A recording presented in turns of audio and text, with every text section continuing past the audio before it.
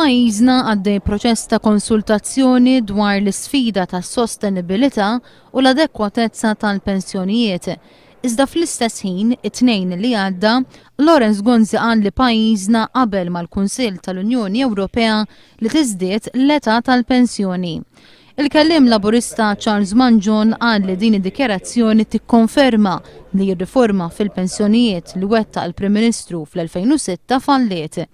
Manjon fakkar li minkejja li l-Gvern wiegħed li se jdaħħal it-tieni pilastru tal-pensjonijiet, dan baqa' ma sarx. Il-kellim laburista qal li d-deċiżjoni li jorbot l-età tal-pensjoni mal-life expectancy ittieħdet biss minn pajjiż wieħed jew tnejn fl-Unjoni Ewropea.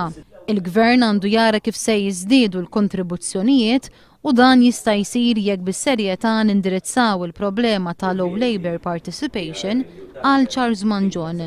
Jekk aħna nżidu il-labor participation, ġifieri jkun hemm iktar ħaddiema illi qegħdin jikkontribwixxu lejn il-fond soċjali, ovvjament ħansaħħu mhux neċessarjament ħassolvi 100%, ma ħassaħħaħ is-sostenibilità. Charles Manjon qal li huwa inaċċettabbli li mingħajr diskussjoni jittieħdu deċiżjonijiet importanti bħalma hija l-età tal-pensjoni.